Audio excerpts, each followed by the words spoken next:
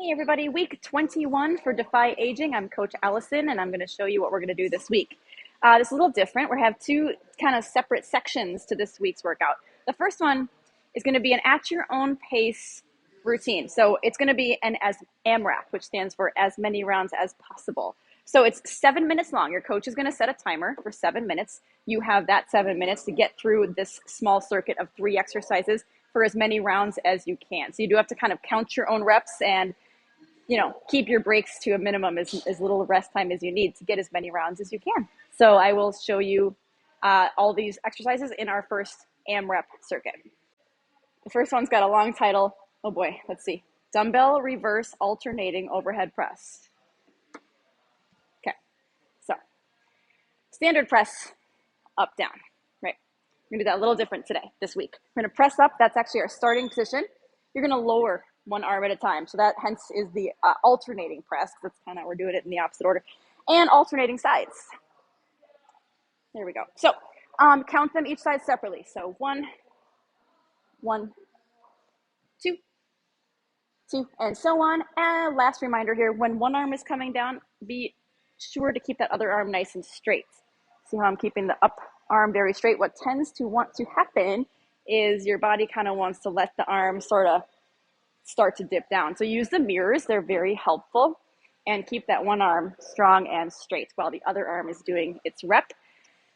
You're going to do that for 10 total. So it'll be 5 each side, 10 total. Okay, next exercise is a Starfish. It's a floor exercise. It's working primarily your core, your abs. This is going to be 10 total, 5 each side. Let me show you what this looks like. So you're laying flat. Legs are kind of out a little bit, so they're not like a pencil. Arms are over your head, also out, so you're kind of making a starfish shape. We're going to lift the shoulder and the head off the floor as we reach for the opposite side leg. So we do want to make sure that we're actually getting that lift up here with the shoulder and head. So make sure you're getting that full crunch. So again, 5 on each side. Now, if you are unable to get down to the floor, as you know, we always have options, but I do have to figure out my stand here. Okay, standing starfish. It's actually just hand to the opposite knee, but it's still starfish. Same body position, legs slightly out, arms out as well. We lift the knee, bring the hand to the opposite knee. So that is going to be your alternate if you're unable to get to the floor. Last exercise for this AMRAP, jumping jacks for 20. So to count your own reps for 20 jacks. Try to get a full arm swing. We're trying to avoid little arms like this. And of course, impacts, if that is not an option for you. We're gonna do a very big wide step, doing a step jack, taking out the jump. But we do wanna get a full step. So see how my whole body moves to one side, then my whole body moves to the other side. We wanna avoid just the tap out, because that doesn't have a lot of movement. We want more movement. So full step side to side with those nice full arm swings as well for another option. All right, so that's the AMRAP. Once you're done with that, then we go to a standard rotation circuit. So your coach will have the stations all set up and ready for you. It's going to be 5 exercises for 3 rounds, rotating around. Everything is 30 seconds on, 30 seconds off. Let's review those 5 exercises. All right, the first station is a stability ball hip bridge. Very challenging. It's a pretty advanced exercise. We do have lots of options. So I'll show you the full way to do it first. Yes. All right, laying on your back, got a stability ball. Heels are on the center of the ball. You want a slight bend in your knee so that we don't want the legs perfectly straight. So maybe 90 degrees, a little less. Can't see my head, but that's okay. Arms are down on the floor. This is gonna act, your hands and your arms are acting as your stabilizers. So you'll want these down here. All right, flex your feet, dig your heels down into the ball as you lift your hips up and then rest back down. When you come down to the floor, don't take a full rest. Just tap the floor and go right back up into your next rep. So the stabilization is very tricky and advanced. Don't be surprised if you tip over a little bit, and that's okay. If you're not quite feeling it, a way to work towards that is pressing the ball into a wall. Can you see the wall? Yeah. That is a little assistance. So now my body is able to sort of still get the instability of the ball. So you're still going to be battling with that, but you have the wall there kind of helping the ball stay still. So that is a great place to start if this is new for you. When you feel confident with that, you can pull the ball away from the wall. Another option is completely getting rid of the ball, putting the feet on the floor, and doing a standard hip bridge with no ball at all. That, of course, takes out that stability aspect.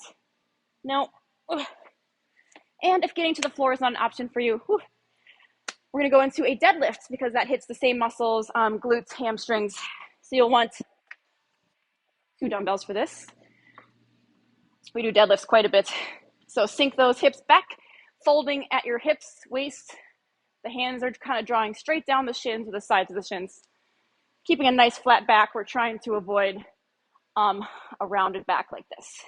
So yes, it's quite a different exercise, but it has the same targeted muscles. So that will be your option if getting to the floor is not an option for you. All right, prone, incline, dumbbell row is the next one.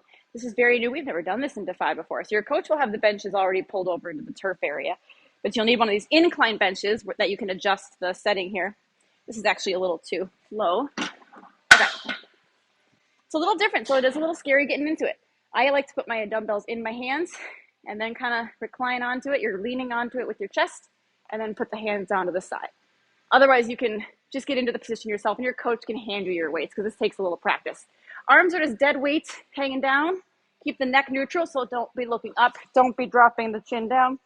We pull up and back, just like any back row.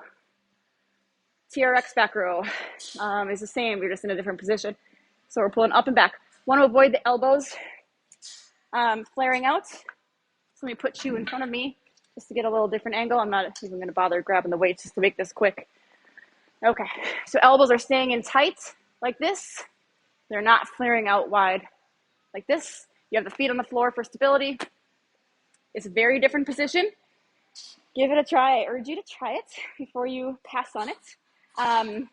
Yes, because it's new, right? Anything new is a little different. If the bench is not working for you for whatever reason, we always have options, right?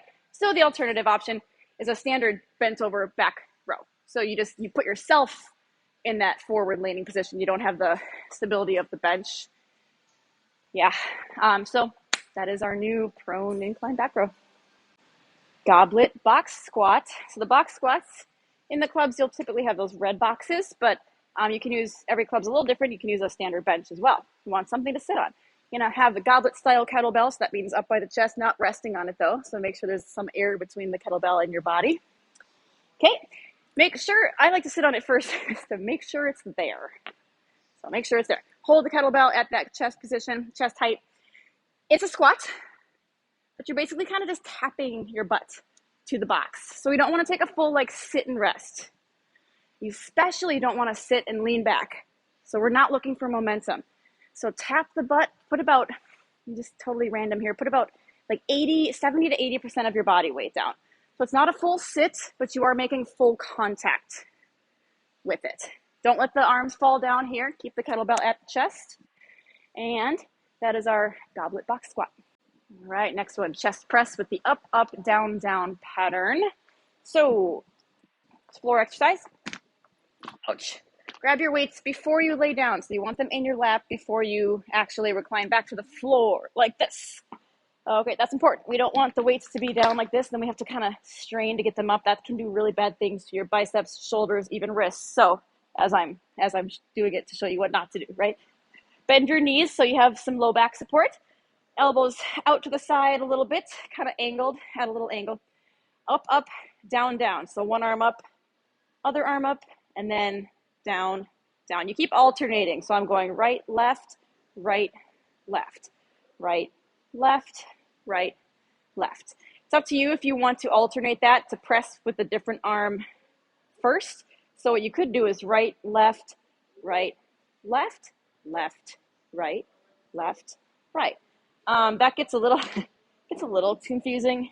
So however you want to do that, it doesn't matter. Both arms are pressing up, both arms are coming down. That's the most important thing.